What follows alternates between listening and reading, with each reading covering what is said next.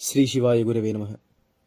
మనం ఈ వీడియోలో మంత్రోపదేశం ఎవరు పొందాలి, ఆ పొందిన మంత్రం ఉపాసన ఎలా చేయాలి, సరిగ్గా చేయకపోతే జరిగే పరిణామాలేంటో ఒక సంఘటన ద్వారా మనం ఇప్పుడు తెలుసుకుందాం.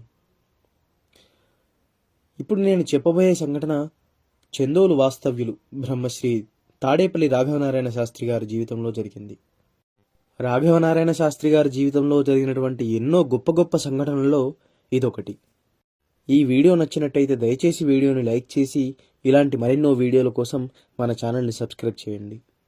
తాడేపల్లి రాఘవనారాయణ శాస్త్రి గారు పూజ చేసేటప్పుడు ఆవాహయామి అని అనగానే ఆ దేవత వచ్చి ఎదురుగా కూర్చునేదట. ఒకసారి ఒక భక్తురాలు రాఘవనారాయణ శాస్త్రి గారి ఇంటికి వచ్చి తనకు సీతామంత్రం అనుగ్రహించమని కోరిందట. అది విన్న శాస్త్రి గారు ఆశ్చర్యపోయి చూశారు.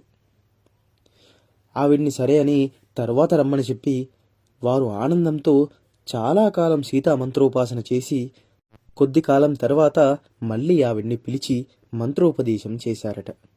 మంత్రోపదేశం పొందిన తర్వాత ఆవిడ వెళ్ళిపోతూ ఈ మంత్రం చేస్తే చాలా కష్టాలు వస్తాయని వింటున్నాను, నిజమేనా శాస్త్రి గారు అని అడిగిందట. వారు అలాంటప్పుడు ఈ మంత్రం కావాలని ఎందుకు అడిగావు, సందేహాలు ఉండకూడదు అని శాస్త్రి గారు హెచ్చరించారు. అయ్యయ్యో అలాంటిదేమీ లేదు శాస్త్రి గారు అని చెబుతూ తన ఇంటికి వెళ్ళిపోయిందట. కొంతకాలానికి ఆవిడ మళ్ళీ తిరిగి వచ్చి తనకి ఆ మంత్రం వద్దని, ఇక తాను చేయలేనని, చాలా కష్టాల బారిన పడుతున్నానని వాపోయిందట. అది విన్న శాస్త్రి గారు ఆమె ప్రారబ్ధానికి బాధపడుతూ, ఆమె ప్రారబ్ధానికి జాలిపడి, సందేహాస్పదమైన మనసుతో పరిపూర్ణ విశ్వాసం లేకుండా మంత్రోపాసన చేస్తే ఇలాగే ఉంటుందేమో అని అనుకుంటూ చివరికి దయతో శ్రీ శాస్త్రి గారు మంత్రాన్ని విడిచిపెట్టడానికి కావలసినటువంటి జపాలు ముందు ఆయన చేసుకొని ఆవు కుడి చెవిలో మంత్రం చెప్పి వదిలేయి అని ఆ వచ్చిన భక్తురాలితో చెప్పారు. ఇక నుంచి మళ్ళీ దాని గురించి ఆలోచించవద్దు అని కూడా హెచ్చరించారట. ఆవిడ శాస్త్రి గారు చెప్పినట్టు చేసి వెళ్ళిపోయిందట. ఆ రాత్రి శాస్త్రి గారికి కలలో సీతమ్మ వారు కనిపించి, అర్హత లేని వారికి నా మంత్రం ఎందుకిచ్చావు, ఇక నుంచి నువ్వు పిలిస్తే రాను అని అన్నారట.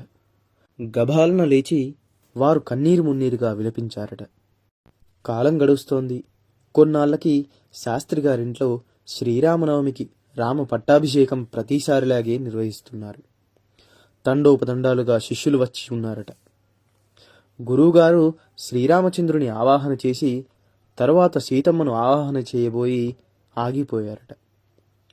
తల్లి రానని చెప్పిందిగా, ఏ మొహంతో పిలవగలను అని పాత జ్ఞాపకాలతో అశ్రుధారలు ప్రవహిస్తూ ఉంటే అలాగే చాలాసేపు ఏడుస్తూ ఉండిపోయారట.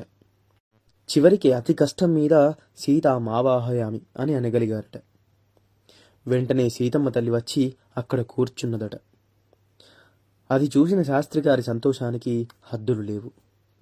గాద్గదమైనటువంటి స్వరంతో, రానన్నావు కదా తల్లి, ఈ దాసుని మీద ఎంత దయ అని ఆనంద భాష్పాలు రాలుస్తున్నారట.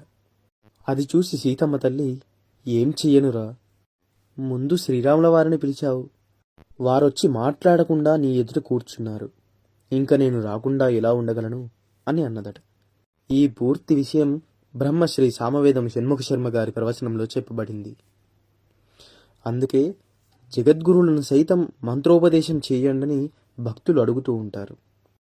ఇలాంటివి జరుగుతూ ఉంటాయనే వారు అంత సులభంగా మంత్రోపదేశం చెయ్యరు. వేరే ఎవరో మంత్రోపాసన చేస్తూ ఉంటే వారిని చూసి అప్పటి మందం తాము మంత్రోపదేశం పొందాలని మహాత్ములను అడిగి ఇబ్బంది పెడుతూ ఉంటారు. కానీ నియమ నిబంధనలు పూర్తిగా పాటిస్తూ పరిపూర్ణమైనటువంటి విశ్వాసంతో భక్తితో చేస్తామనే శ్రద్ధ ఉన్నవారు మాత్రమే మంత్రోపదేశాలు పొందండి, లేకపోతే మంత్రోపాసన జోలికి వెళ్ళకండి. మీరు ఎవరి ద్వారానైనా మంత్రోపదేశం పొంది మీరు సరిగ్గా చేయలేకపోతే తత్ఫలితం మీకు మంత్రం ఉపదేశించిన వారికి వెళ్తుంది. ఈ విషయం తప్పనిసరిగా